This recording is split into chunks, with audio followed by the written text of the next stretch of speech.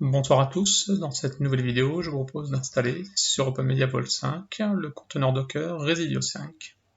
Resilio 5, que certains doivent connaître peut-être sous l'ancien nom BitTorrent Sync, était également une application gratuite donc qui permet de partager, de sauvegarder ses données, sa musique, ses vidéos entre plusieurs ordinateurs en passant en fait par le protocole peer-to-peer. Donc c'est assez pratique. Moi personnellement, j'utilise par exemple pour synchroniser les données d'une Synbox vers mon serveur.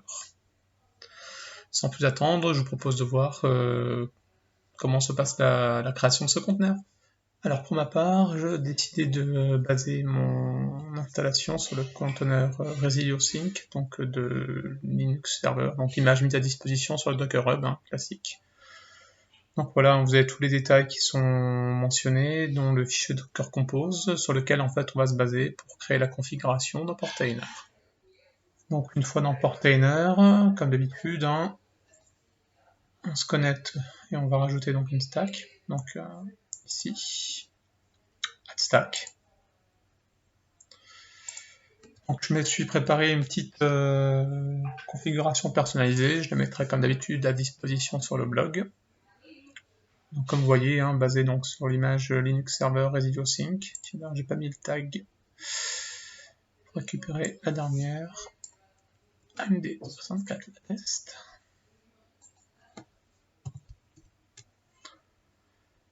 Donc on va donner un nom à notre configuration. Resilio Sync. Donc le nom du conteneur Resilio Sync. Donc, au niveau de la configuration réseau mode bridge. Dans les variables d'environnement, le PUID, le PGID, donc ce sont donc ceux qui correspondent à mon user Docker sur mon système. Au niveau de la time zone, donc je l'ai réglé sur Paris. Le masque, c'est le paramètre qui est conseillé dans la configuration proposée dans le Docker Hub. Au niveau des volumes, donc on a trois volumes en fait à déclarer. Config, là où sera stocké en fait la configuration du Resilio. Downloads, là en fait où Resilio va stocker des fichiers en cache lors du téléchargement et de la synchronisation.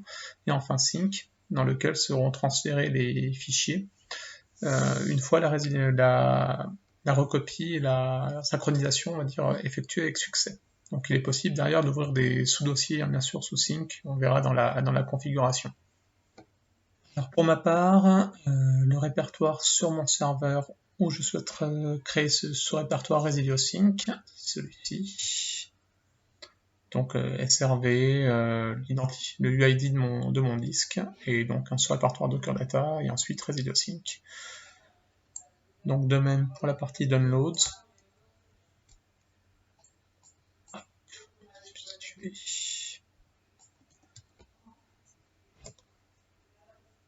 Et pour la partie sync.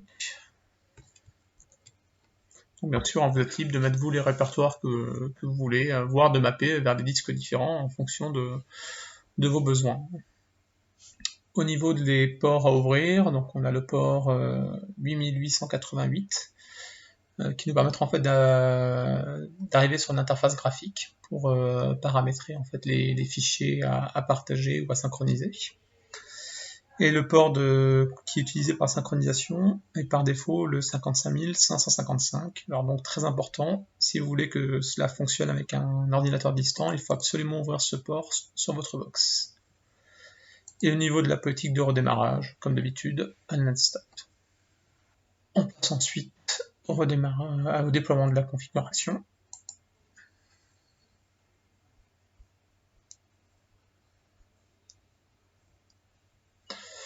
Voilà, la configuration est donc déployée avec succès. On va voir le conteneur si tout se passe bien.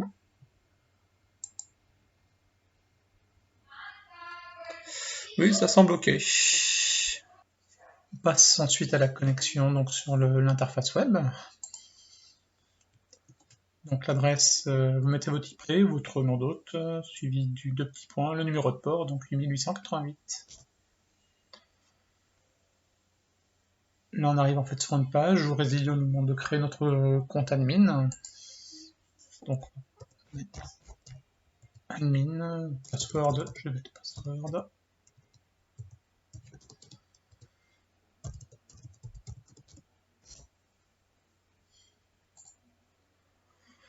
Donc ensuite, on vous demande de choisir entre la version Home, donc on va dire personnel ou business. Donc on va choisir la version Home. Donc un nom qui apparaîtra quand on envoie ou on reçoit un dossier. Pour le test, je vais mettre Duke of Pluto. On dit qu'on est d'accord.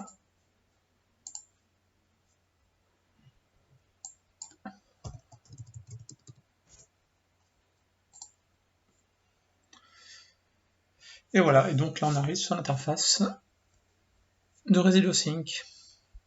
Alors si vous voulez au niveau des préférences ici, vous pouvez venir changer la langue. Hein.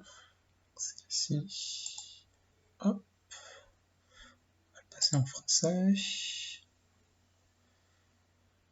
On va redémarrer le serveur.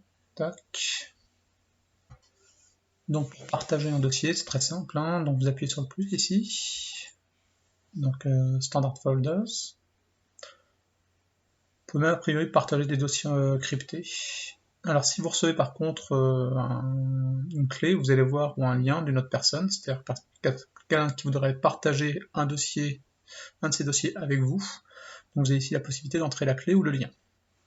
Donc là on va se mettre dans l'exemple où on veut partager nous un dossier. Donc on va dans Standard Folder. Donc vous voyez, vous êtes au niveau de répertoire sync, hein, celui qu'on a déclaré au niveau des variables dans notre paramétrage. Donc je me suis créé un dossier test. Donc vous le sélectionnez, vous pouvez en créer un nouveau en cliquant là-dessus. Faites Open. Et donc là en fait ici vous avez la possibilité de dire que ce dossier est uniquement en read-only, donc l'autre ne pourra pas venir écrire ce dossier-là, ou alors on peut même faire un read and write, c'est-à-dire de chaque côté les personnes peuvent venir lire et écrire. Et donc derrière ça synchronisera la copie parfaite. Donc c'est à votre choix, hein, sachant que si vous mettez read and write, vous avez la possibilité aussi au niveau des clés de pouvoir partager soit la clé en lecture, soit la clé en lecture read and write. Donc écriture et lecture. Possibilité également de partager des QR codes. On voit que c'est assez souple. Voilà. C'est aussi simple que ça. Mais écoutez, j'espère que ça vous aura convaincu et que vous l'installerez également. Au revoir.